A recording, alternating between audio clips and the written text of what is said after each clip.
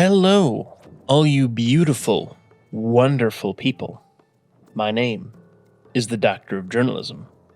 And today, Fractured Space, of course. Specifically, we're going to be going back into ship reviews, and we're going to be trying to make them a little bit shorter than the last couple that we've made of the Pioneer and the Furion, because, man, having 20-minute reviews for ships is a bit much when there are, I think, about 30-something ships that we need to get through to review. And if all of them are 20 minutes, that's going to be a pain to make, and it's going to be a pain to watch. So today, we are going to be talking about one of the oldest ships in the game. It's not one of the first that was added in the base launch or alpha state of the game. It was one of the earliest ships added in as an additional ship that you could buy. And that is the Titan Defense Systems Leviathan. A ship that didn't really change much over the course of the game. It did receive a couple of changes to its primary weapon, and that's about it. Everything else has basically stayed exactly the same. Its primary weapon, they just changed the stats around a bit, so it did the same DPS, but it fired slower, but did more damage. And that's the only change it ever got. And there's a very, very, very good reason why it was never changed, which we will get into. But starting off, and again, hopefully quicker than the other two reviews we've been doing, and I have a timer up, so hopefully I can keep this short. Okay, beginning with the general overview stats. The game says, oh yeah, it's pretty good at taking things down, it has good defense, it has some support, and it has no mobility. Yeah, that's pretty fair. The support is down to one singular ability that I don't really see used that often, because it's kind of difficult to use, but if it's used effectively with a coordinated team, it is very hard to deal with. And let's get into the loadout real quick. So, you have your primary, which is your Tempest Cannons, you have your Fusion Beam, which is the main event, you have the Jump Point, you have a Magma Lance Missile, and you have Fighters, and then of course Point Defense. Every ship gets Point Defense. Starting off with the Tempest Cannons, these are rapid-fire laser cannons, essentially. They don't do a lot of damage up front at all, but they fire pretty quickly. Their travel time is pretty quick. The only problem is that because this is a heavy ship, the turret traverse is pretty slow. So just because these are fast-firing weapons does not mean they are agile weapons. The difference between the three versions you can pick from are, of course, the base version. It's the base version, nothing real special. You hold down fire, it'll keep shooting, no overheating, no reloading, nothing. You'll just have a steady stream of fire. The Flamer fires in 60 round bursts, which has a base cooldown of 5 seconds, and these deal less damage per shot, but you fire more of them, and they also travel faster. So they're more useful for targeting smaller, more maneuverable ships. Maybe if you only have a second or two to fire off a burst, you'll do more damage. But this is kind of weird to use because in sustained fights, you'll actually do less damage than the normal Tempest Cannons. So I just prefer just the normal ones. And then the Tri-Cannon fires in bursts of 3, so it fires slower than the base Tempest Cannon, but fires 3 shots at once. This is just a happy medium between the two. You're getting more projectiles per pull of the trigger per shot instance, and you're still having a constant rate of fire. I sometimes use this in survival because it's more upfront and punchy damage, but it's really not. It's fine. There's no wrong answer here, but the big one that you really want to stick with is the Fusion Beam.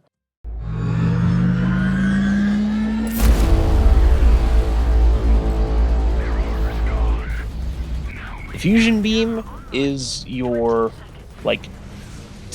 pinnacle. This is what you want to focus on as a Leviathan player. It is essentially a laser beam that just destroys everything that it touches. It has a really short optimal range, but it has a really long maximum range, so you can use it at longer ranges, but really you want to be up close and personal to use this. The only problem, apart from its cooldown, which is 46 seconds, which is pretty long, but there's a reason for that, is it has a 2.5 second charge time, and you can only fire it out of the front of the ship. If you look at the ship, there's 2 little emitters. There's those 2 right there, and those two over on this side. The beam will fire out of either one of those sections of the ship.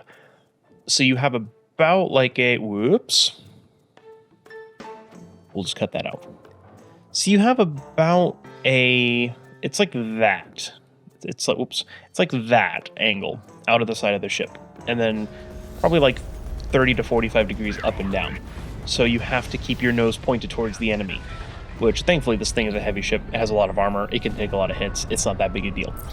But the damage, it does 175 damage every quarter of a second for 4 seconds. I'm not going to do the math because you can easily do the math at home, but basically you just need to know it does a lot of damage. A lot. It does a lot of damage.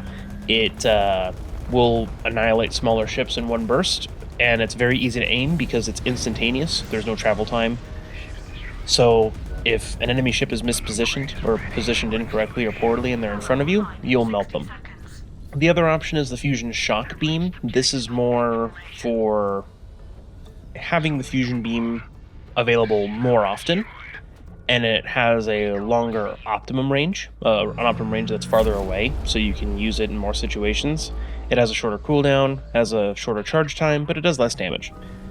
Personally, I prefer just the original fusion beam because it's just so much damage all at once. It's just more useful, especially when you're fighting heavier ships where you need to get through all of their health.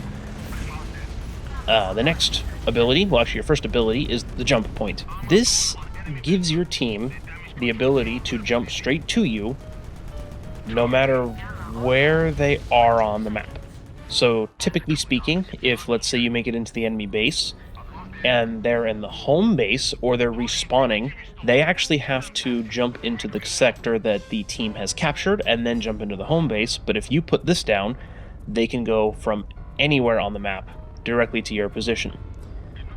The downside is that it can be destroyed because it's a buoy, and when you are deploying the buoy, you take as much damage as if you were jumping yourself. So you take a lot of extra damage. Thankfully, again, the Leviathan is a heavy ship, so you can certainly take more hits and survive long enough to put this up, while also, still being a Leviathan with your fusion beam and Tempest cannons. So it's a very useful ability if your team can capitalize on it. If your team can't capitalize on it and it doesn't really if it doesn't make sense to use, you just don't use it. You have it, you'd rather need it and not... No, you'd rather have it and not need it than need it and not have it, sort of deal. Then we have the Magma Lance. The Magma Lance is your missile. It has a very long range, but it travels very slowly. It has a very poor turning circle, so it can miss at times, and because it's really slow, you will tend to see it get shot down more, especially against groups of enemies. But when it hits, it is a very hefty 1,000 base damage, and it has a pretty short cooldown of 30 seconds, so you can use them pretty often. Another thing to note about the Magma Lance is that it does fire out of the front of the ship. It basically fires I think it's actually that right there. That gap in the hull right there is where they get fired out of. So if you're pointing at an enemy ship, there's very little travel time, especially if you're right up in their face where you want to be. And the travel time makes it so that way they can't really react to it being fired. And you will, generally speaking, have guaranteed hits at closer ranges if you're pointing straight at them. If you're not, the turning circle is poor enough that it will actually circle around and sometimes miss the enemy ship. So just bear that in mind. And finally, boring, you have a squadron of fighters that you can use. They're useful for destroying other enemy fighters, bombers, drones, all that kind of stuff. But, they're fighters. They're nice to have, but they are not going to blow your mind. And then, of course, manual point defense. Use manual point defense.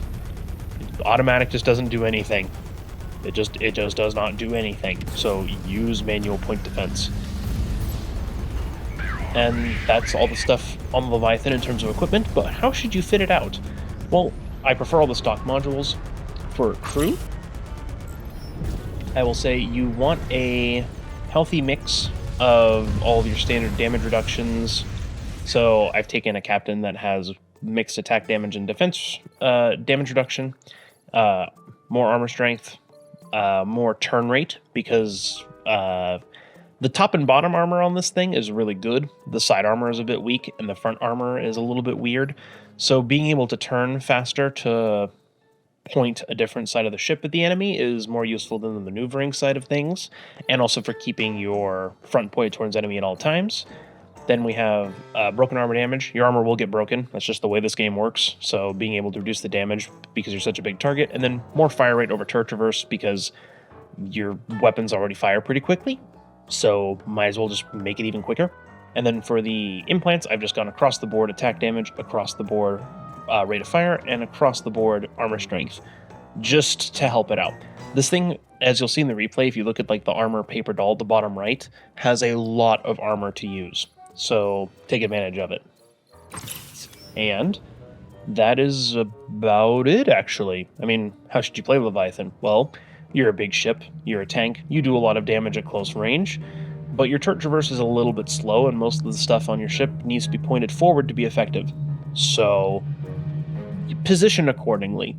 You can be at any angle and still use your Tempest cannons, so don't be afraid to turn around to point a different side of your ship at the enemy, but always bear in mind that your main firepower of the fusion beam and your magma lance comes from the front of the ship. And your turret traverse is slow, so you don't want to get point blank where you're basically ramming into the enemy ship, because especially if they get above you, that's where the turret angles get a little bit funny, where they have to rotate and then like settle on the target. It takes a long time. You'll see some of the clips of like it takes a long time for the turrets to turn if somebody's right above or right below you. Whereas if they're right in front of you, you have more options. So position yourself accordingly, be on the front lines, make sure you have a healer with you, make sure that you can bring your fusion beam onto the targets that it needs to be shot at. Mostly heavy targets, light targets if you can actually hit them. If you can guarantee that you can kill a light target, absolutely shoot the fusion beam at that, and then just shoot your magma lance whenever you get an opportunity to, which you'll have it available a lot, so don't be afraid to just shoot them every now and then just to see what happens. And then I guess I can show you the skins. That's another thing that I can show you, because we're 12 minutes. I think that's fine, but I'll show you like all the different skins. You have the default, the Blue Titan, and just whatever that one. You have the Hera, the Purple Rain, Union Jack, Jolly Roger, Black Edition, and then this is like the special skin that you got from one of the battle passes at one point. It's very cool. And then Acid, Luna, which is the one I like to use, Crimson, Terra, Maya, the Intel promotional skin, China, Aussies, and then the Swarm skins, the Kraken skin, and Futurama. So, that's about it. I think that that's pretty good. I think that we'll try to stick to this length from now on. Like quick, snappy little reviews that you can watch and enjoy and learn what the ship does, and see some gameplay clips in the background. And again, these are totally unscripted, very unprofessional, but that's how we do it around here when it comes to Fractured Space. So anyway, I hope that you all enjoyed this short little dive into the Leviathan. Let me get the skin back. There we go. I hope that you all enjoyed this little short dive into the Leviathan. More videos to come out soon, because these are pretty easy to put together and edit. There's it's just the ship reviews. Just the information that you need to know about the ship and what it does and what it can do, and showing it in action for a little bit. That's all we need, and that's all we're gonna do from now on. So, I will see you all in the next video, and until next time, I hope you all have a wonderful rest of the day.